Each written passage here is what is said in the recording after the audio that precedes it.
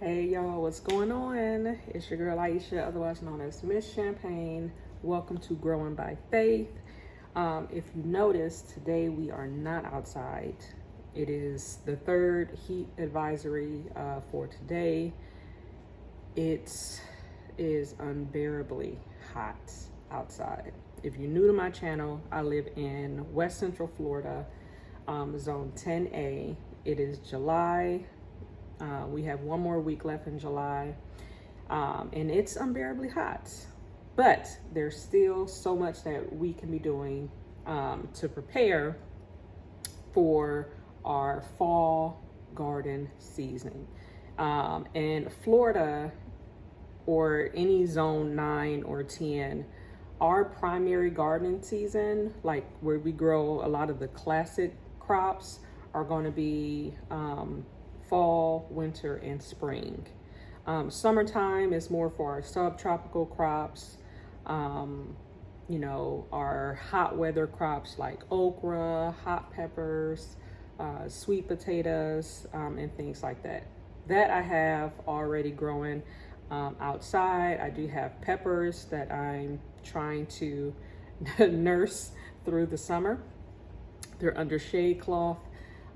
Just to try to get them into at least September, where I can take down the shade cloth because the sun intensity starts to decrease just a little bit.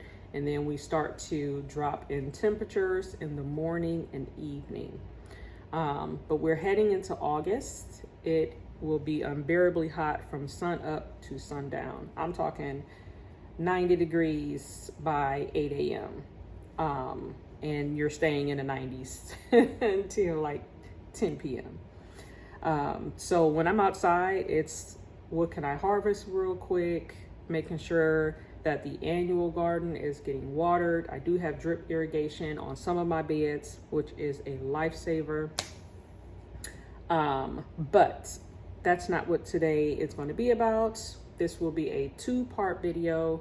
The first part is me discussing what I'm getting started. Early this morning, I went through my seed stash. I'll go ahead and show you that.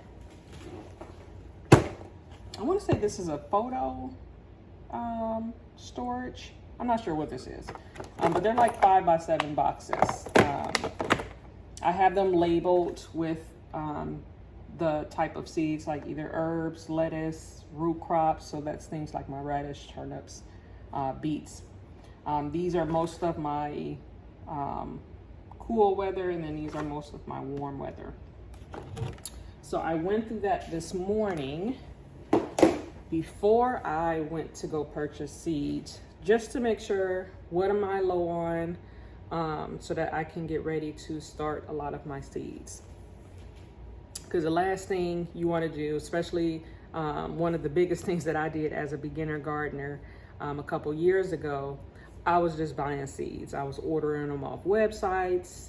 Every time I went into Walmart, Lowe's, Home Depot, any of those stores, I was buying seed packets. And then I would get home and I would have probably 15 packets of peppers and no tomatoes, or vice versa.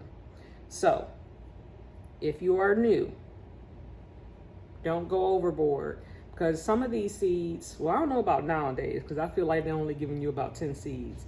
But when I first started gardening back in 2020, the seed packets had like 50 seeds in them. You only can grow but so much. And you don't need 50 tomato plants. That was one of the things that I learned, especially the cherry tomato varieties, because they're going to produce a lot. And you're going to be quickly overwhelmed unless you plan on processing lots and lots and lots of tomatoes. And I don't like to do a lot of processing. I prefer to eat stuff fresh. I do freeze certain items, like I freeze my green beans. I'll freeze a lot of my tomatoes, especially if you're only getting like 1 or 2 tomatoes at a time. It's easy to just freeze those until you get a couple gallon-sized bags, and then just do one big batch of processing. But heading into August, there are some things that I want to get started. The first up is going to be onions.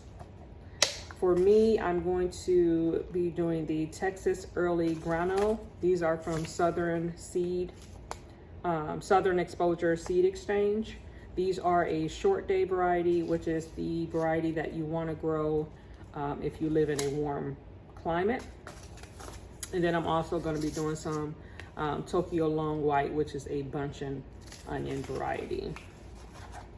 It's important to get your seeds started now, so that by the time October comes, which is when I plan on transplanting a lot of these crops, our cooler weather is starting to come in.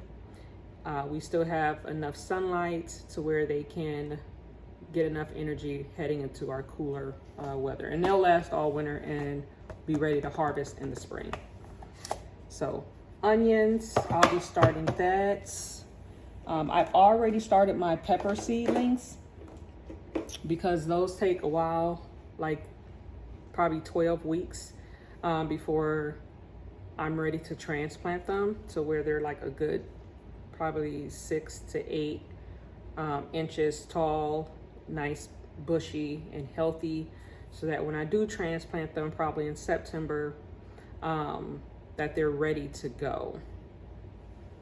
Tomatoes, on the other hand, these germinate really quick. So these I will be waiting till probably the first or second week of August to get started. But I did notice that I didn't have a lot of tomato seeds, so I did pick up some today. When I was at Tractor Supply, I got some Super Sweets 100.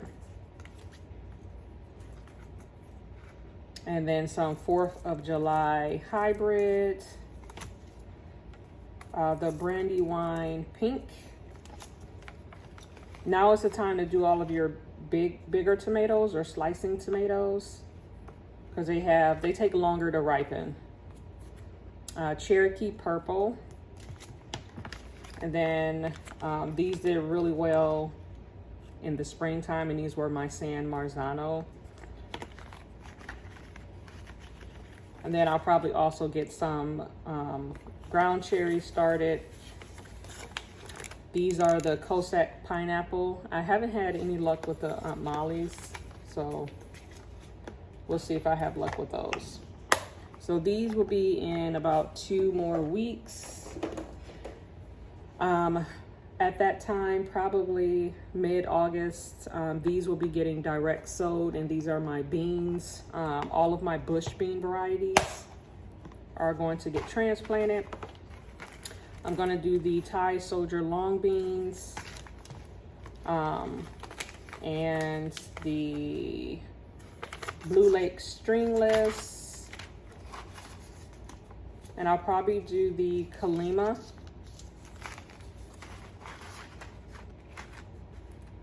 And I may do the, I don't even have any more. I've grown contender beans in the past. Are these contender beans? Please say they are. Yes, contender beans.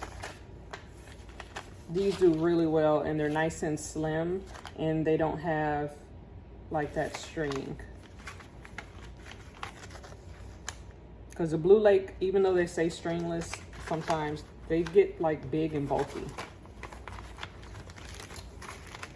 So these will be getting direct sowed because these don't like to be transplanted.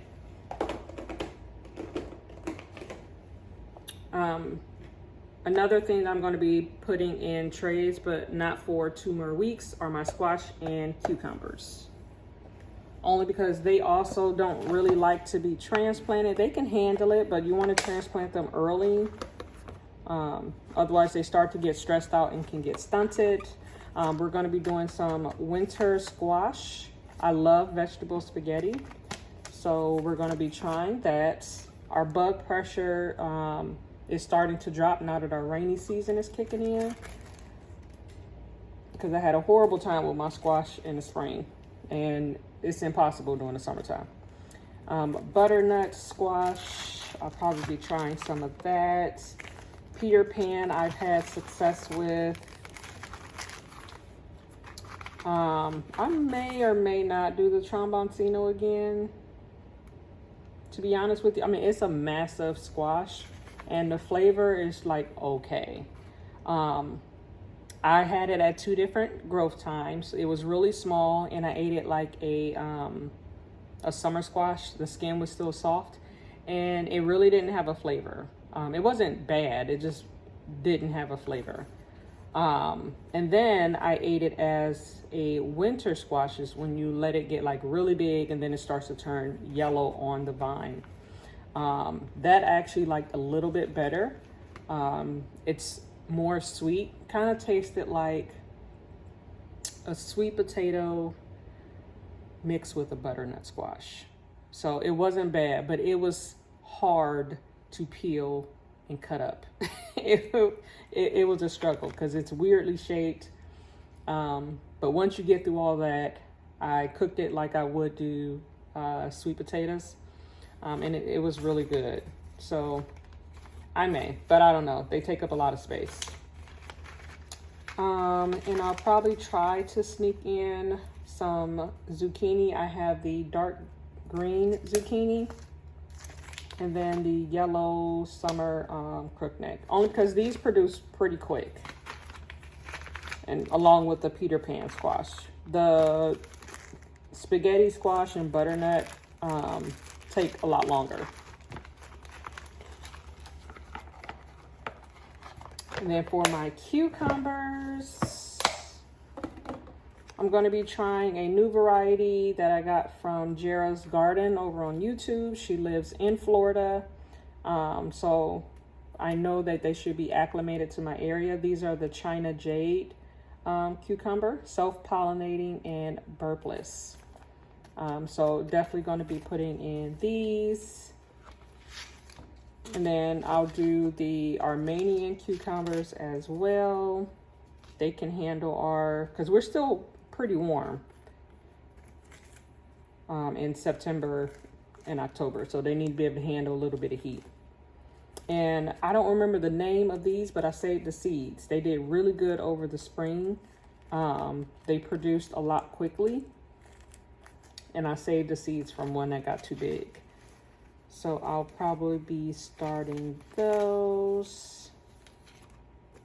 I may give the cucumber, the lemon cucumber, another shot. I tried it in the spring and it just got attacked immediately.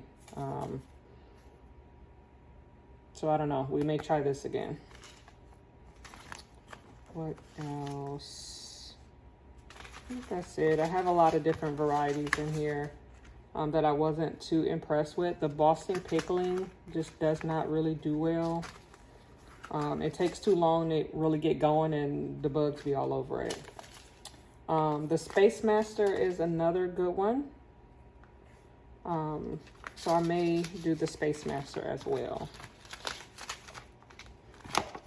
So these, again, should sprout pretty quickly, similar to the rest of the squash, and get going. And they'll last up until we get a frost, which is usually like late December. So I'll leave that out with the squash. The onions we're going to get transplanted right away. And then the last thing I'm going to be doing, well, not last, is some corn. Over the spring, I did a popcorn variety. It did really good. So I'm going to be trying this sweet corn golden bantam, another one from Jerra's garden.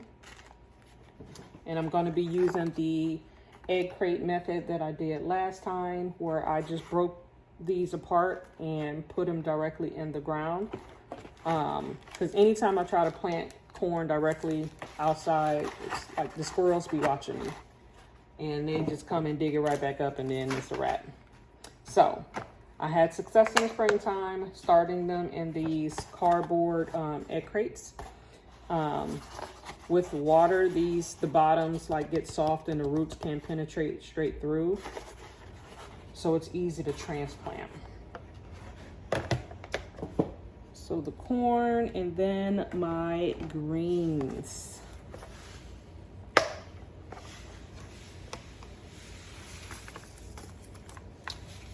I'll probably get some more bok choy started.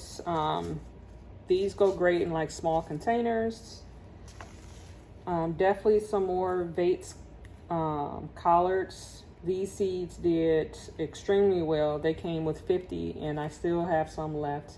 These came from Plant and Heal. She's another Florida grower.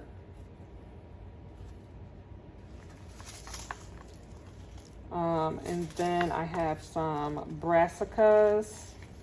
So this Savoy Perfection cabbage, another one from Jerra's garden, along with some broccoli rabe. And then I'm going to try the Desico broccoli one more time. I don't know what happened last year, but when I planted them, they ended up, I don't know, something got mixed up and they were not broccoli, it was collard greens. So we're going to try this again. And then the early golden acre cabbage as well.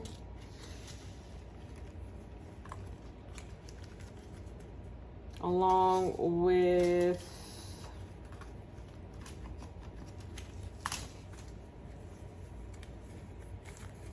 some more of the black magic kale, which is a dinosaur kale. Gonna get some of those started. These are also from Plant and Heal. I pulled mine, they lasted 2 years and I finally pulled them. And then the red mustard and the Morris heading. So lots of greens will be getting started. And the seed trays. And I'm starting them now, that way in 12 weeks they're nice and healthy and ready to be transplanted.